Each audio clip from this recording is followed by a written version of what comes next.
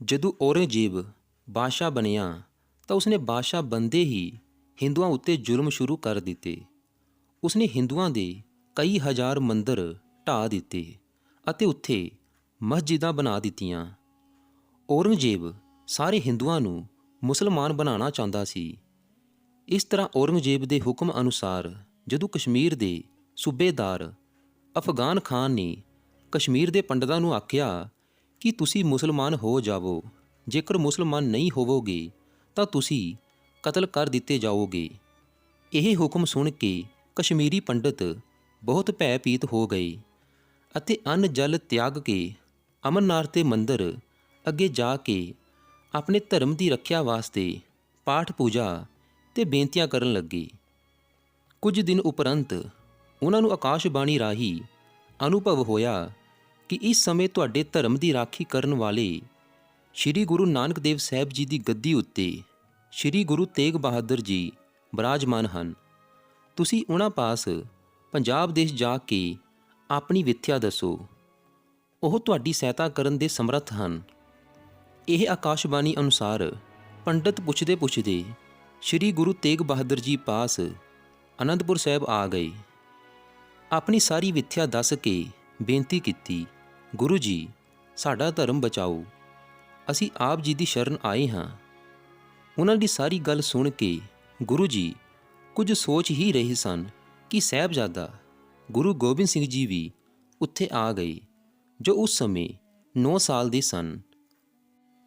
ਪਿਤਾ ਜੀ ਨੂੰ ਇਸ ਤਰ੍ਹਾਂ ਸੋਚਵਾਨ ਵੇਖ ਕੇ ਆਪ ਜੀ ਨੇ ਪੁੱਛਿਆ, ਪਿਤਾ ਜੀ ਕੀ ਸੋਚ ਰਹੇ ਹੋ?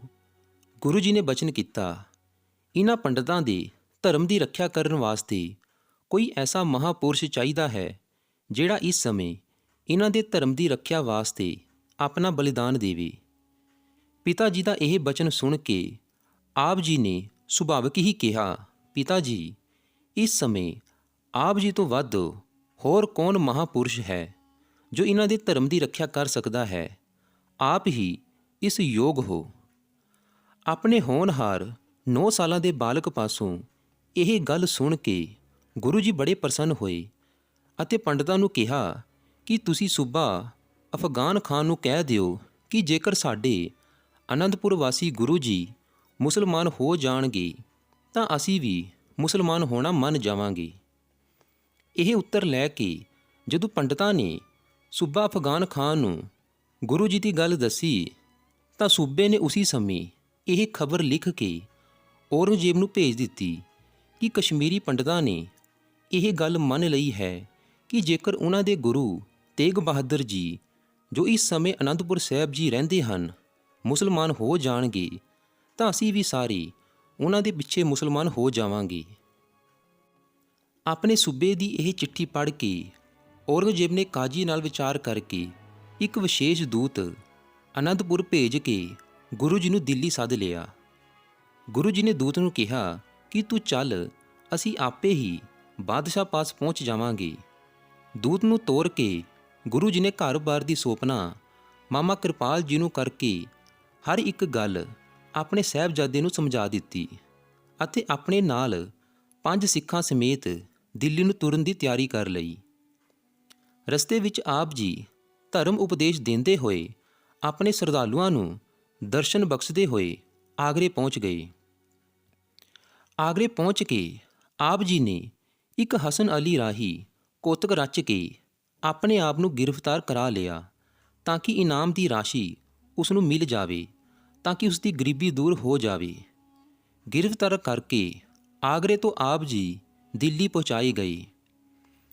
ਔਰੰਗਜ਼ੇਬ ਨੇ ਆਪ ਜੀ ਨੂੰ ਬੰਦੀਖਾਨੇ ਵਿੱਚ ਬੰਦ ਕਰਕੇ ਆਪਣੇ ਕਾਜ਼ੀ ਨੂੰ ਗੁਰੂ ਜੀ ਪਾਸ ਭੇਜਿਆ ਅਤੇ ਬੇਨਤੀ ਕੀਤੀ ਕਿ ਆਪ ਜੀ ਮੁਸਲਮਾਨ ਹੋ ਜਾਵੋ, ਸਾਰਾ ਮੁਲਕ ਤੁਹਾਡਾ ਮੁਰੀਦ ਹੋ ਜਾਵੇਗਾ, ਸਾਰੇ ਹਿੰਦੂ ਵੀ ਤੁਹਾਡੇ ਪਿੱਛੇ ਮੁਸਲਮਾਨ ਹੋ ਜਾਣਗੇ। ਇਸ ਤਰ੍ਹਾਂ ਸਾਰੇ ਦੇਸ਼ ਵਿੱਚ ਜਦ ਇੱਕ ਹੀ ਮੁਸਲਮਾਨ ਮਜ਼ਹਬ ਹੋ ਜਾਵੇਗਾ ਤਾਂ ਮਜ਼ਹਬਾਂ ਦੇ ਲੜਾਈ ਝਗੜੇ ਮਿਟ ਜਾਣਗੇ, ਲੋਕ ਸੁਖੀ ਵਸਣਗੇ। ਉਸ ਉਪਰੰਤ ਜਦੋਂ ਗੁਰੂ ਜੀ ਕਿਸੇ ਤਰ੍ਹਾਂ ਵੀ ਮੁਸਲਮਾਨ ਹੋਣਾ ਨਾ ਮੰਨੇ ਤਾਂ ਬਾਦਸ਼ਾਹ ਨੇ ਆਖਿਆ ਕਿ ਜੇਕਰ ਆਪ ਜੀ ਮੁਸਲਮਾਨ ਨਹੀਂ ਹੋਣਾ ਚਾਹੁੰਦੇ ਤਾਂ ਕੋਈ ਕਰਾਮਾਤ ਵਿਖਾਓ। ਗੁਰੂ ਜੀ ਨੇ ਕਿਹਾ, ਕਰਾਮਾਤ ਵਿਖਾਣਾ ਕਹਿਰ ਦਾ ਨਾਮ ਹੈ ਜੋ ਅਸੀਂ ਨਹੀਂ ਕਰਨਾ ਚਾਹੁੰਦੇ। ਫਿਰ ਔਰੰਗਜ਼ੇਬ ਨੇ ਕਿਹਾ, ਜੇਕਰ ਆਪ ਨੇ ਦੀਨ ਇਸਲਾਮ ਵੀ ਕਬੂਲ ਨਹੀਂ ਕਰਨਾ ਅਤੇ ਕਰਾਮਾਤ ਵੀ ਨਹੀਂ ਵਿਖਾਉਣੀ ਤਾਂ ਫਿਰ ਕਤਲ ਹੋਣ ਵਾਸਤੇ ਤਿਆਰ ਹੋ ਜਾਓ। ਗੁਰੂ ਜੀ ਨੇ ਕਿਹਾ, ਤੇਰੀਆਂ ਪਹਿਲੀਆਂ ਦੋਵੇਂ ਗੱਲਾਂ ਸਾਨੂੰ ਪ੍ਰਵਾਨ ਨਹੀਂ ਹਨ, ਪਰ ਤੇਰੀ ਤੀਸਰੀ ਗੱਲ ਕਤਲ ਹੋਣਾ ਸਾਨੂੰ ਪ੍ਰਵਾਨ ਹੈ।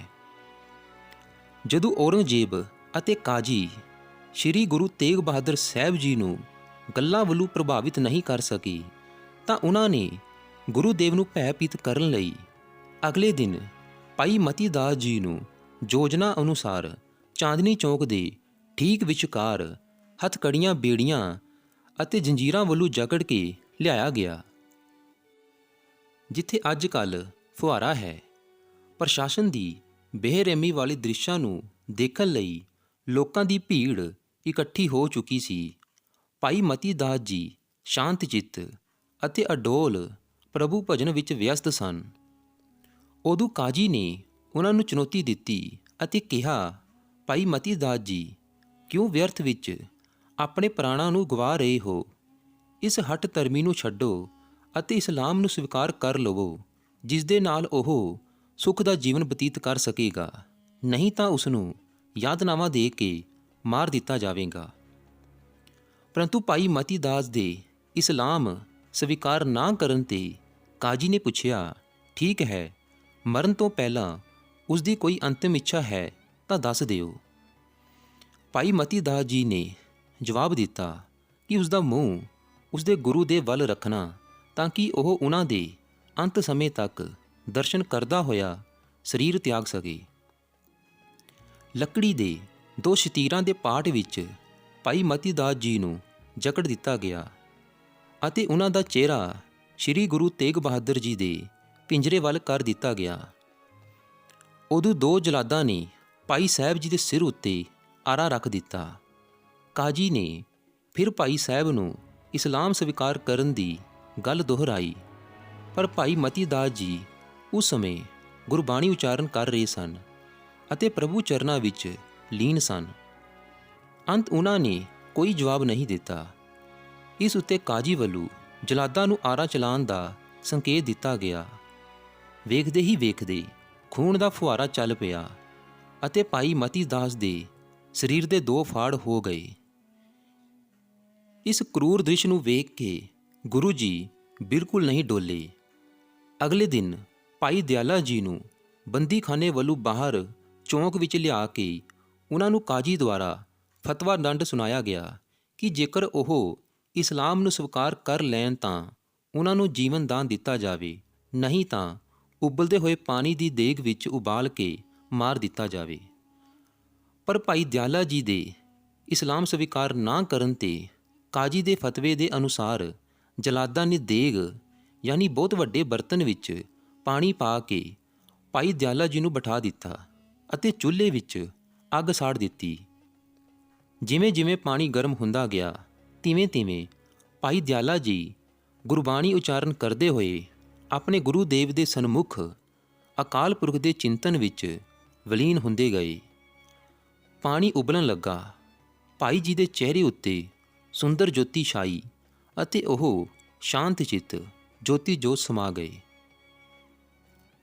ਤੀਸਰੇ ਦਿਨ ਭਾਈ ਸਤੀ ਦਾਸ ਜੀ ਨੂੰ ਬੰਦੀਖਾਨੇ ਵੱਲੋਂ ਬਾਹਰ ਚਾਂਦਨੀ ਚੌਂਕ ਵਿੱਚ ਲਿਆਂਦਾ ਗਿਆ ਅਤੇ ਭਾਈ ਸਤੀ ਦਾਸ ਜੀ ਦੇ ਵੀ ਇਸਲਾਮ ਸਵੀਕਾਰ ਨਾ ਕਰਨ 'ਤੇ ਕਾਜੀ ਬੁਖਲਾ ਗਿਆ ਅਤੇ ਉਸਨੇ ਉਹਨਾਂ ਨੂੰ ਰੂਈ ਵਿੱਚ ਲਪੇਟ ਕੇ ਸਾੜ ਦੇਣ ਦਾ ਆਦੇਸ਼ ਦਿੱਤਾ।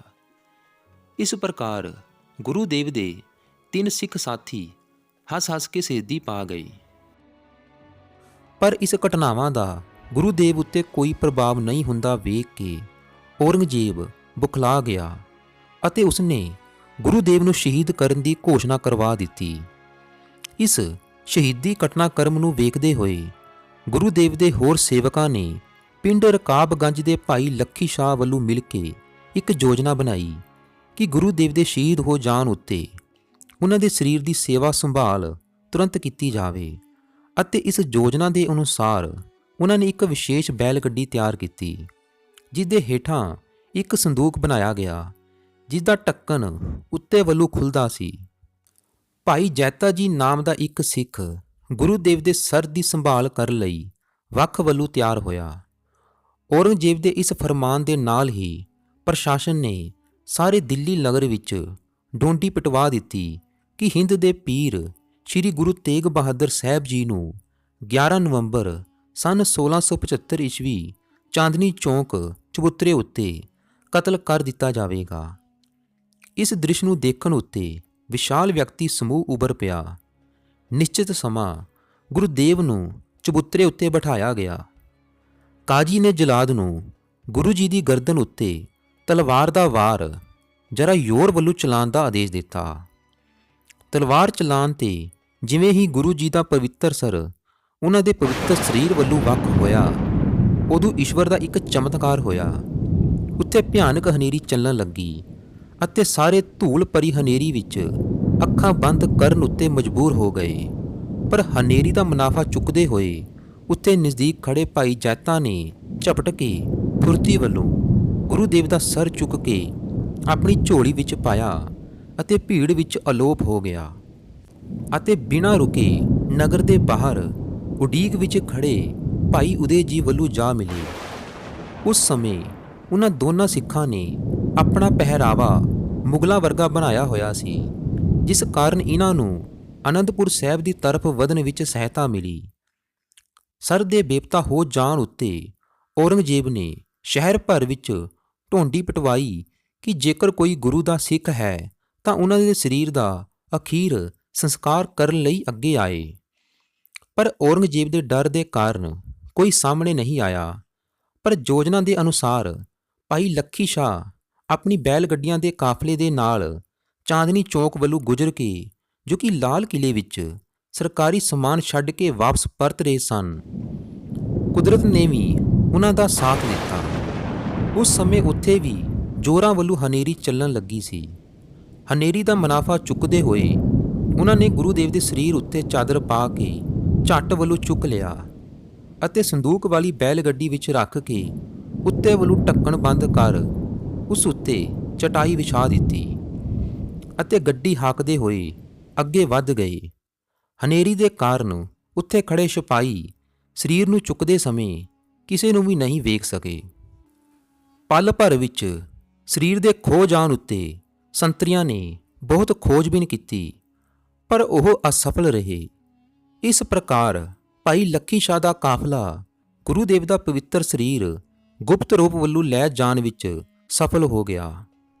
ਲੱਖੀ ਸ਼ਾਹ ਨੇ ਤਦ ਗੁਰੂ ਦੇਵ ਦੇ ਪਵਿੱਤਰ ਸਰੀਰ ਨੂੰ ਆਪਣੇ ਘਰ ਦੇ ਅੰਦਰ ਹੀ ਰੱਖ ਕੇ ਚਿਤਾ ਨੂੰ ਅੱਗ ਲਗਾ ਦਿੱਤੀ ਅਤੇ ਹੱਲਾ ਮਚਾ ਦਿੱਤਾ ਕਿ ਉਹਨਾਂ ਦੇ ਘਰ ਨੂੰ ਅੱਗ ਲੱਗ ਗਈ ਹੈ। ਇਸ ਪ੍ਰਕਾਰ ਔਰੰਗਜ਼ੇਬ ਦੇ ਡਰ ਦੇ ਹੁੰਦੇ ਹੋਏ ਵੀ ਗੁਰੂ ਦੇ ਸਿੱਖਾਂ ਨੇ ਗੁਰੂ ਦੇਵ ਦਾ ਅੰਤਮ ਸੰਸਕਾਰ ਜੁਗਤੀ ਵੱਲੋਂ ਗੁਪਤ ਰੂਪ ਵਿੱਚ ਕਰ ਦਿੱਤਾ। ਅੱਜ ਕੱਲ੍ਹ ਉਸ ਸਥਾਨ ਉੱਤੇ ਰਕਾਬਗੰਜ ਨਾਮਕ ਗੁਰਦੁਆਰਾ ਹੈ। ਉੱਧਰ ਦੂਜੇ ਪਾਸੇ ਭਾਈ ਜੈਤਾ ਜੀ ਅਤੇ ਉਹਨਾਂ ਦੇ ਸਾਥੀ ਲੰਬੀ ਯਾਤਰਾ ਕਰਦੇ ਹੋਏ ਕੀਰਤਪੁਰ ਸਾਹਿਬ ਪਹੁੰਚੇ।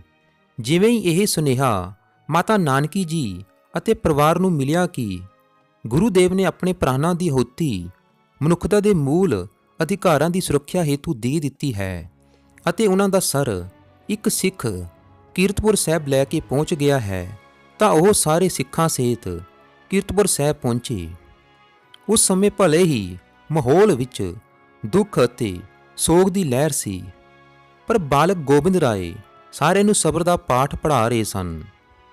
ਕੀਰਤਪੁਰ ਸਾਹਿਬ ਪਹੁੰਚ ਕੇ ਭਾਈ ਜੈਤਾ ਜੀ ਵੱਲੋਂ ਆਪ ਗੋਬਿੰਦ ਰਾਏ ਜੀ ਨੇ ਆਪਣੇ ਪਿਤਾ ਸ਼੍ਰੀ ਗੁਰੂ ਤੇਗ ਬਹਾਦਰ ਸਾਹਿਬ ਦਾ ਪਵਿੱਤਰ ਸ਼ੀਸ਼ ਪ੍ਰਾਪਤ ਕੀਤਾ ਅਤੇ ਭਾਈ ਜੈਤਾ, ਜੋ ਰੰਗਰੇਟਾ ਕਬੀਲੇ ਦੇ ਨਾਲ ਸੰਬੰਧਿਤ ਸਨ, ਉਹਨਾਂ ਨੂੰ ਆਪਣੇ ਗਲਵੱਕੜੀ ਵਿੱਚ ਲਿਆ ਅਤੇ ਵਰਦਾਨ ਦਿੱਤਾ, ਰੰਗਰੇਟਾ ਗੁਰੂ ਕਾ ਬੇਟਾ। ਵਿਚਾਰ ਹੋਇਆ ਕਿ ਗੁਰੂ ਦੇਵ ਜੀ ਦੇ ਸੀਸ ਦਾ ਅੰਤਮ ਸੰਸਕਾਰ ਕਿੱਥੇ ਕੀਤਾ ਜਾਵੇ। ਦਾਦੀ ਮਾਂ ਅਤੇ ਮਾਤਾ ਗੁਜਰੀ ਨੇ ਕਿਹਾ ਕਿ ਅਨੰਦਪੁਰ ਸਾਹਿਬ ਦੀ ਨਗਰੀ ਗੁਰੂ ਦੇਵ ਜੀ ਨੇ ਆਪ ਵਸਾਈ ਸੀ, ਅੰਤ ਉਹਨਾਂ ਦੇ ਸੀਸ ਦਾ ਸੰਸਕਾਰ ਉੱਥੇ ਹੀ ਕੀਤਾ ਜਾਵੇ। ਇਸ ਉੱਤੇ ਸੀਸ ਸਾਹਿਬ ਨੂੰ ਪਾਲਕੀ ਸਾਹਿਬ ਵਿੱਚ ਅਨੰਦਪੁਰ ਸਾਹਿਬ ਲਿਆਇਆ ਗਿਆ ਅਤੇ ਉੱਥੇ ਸੀਸ ਸਾਹਿਬ ਜੀ ਦਾ ਸੰਸਕਾਰ ਕੀਤਾ ਗਿਆ।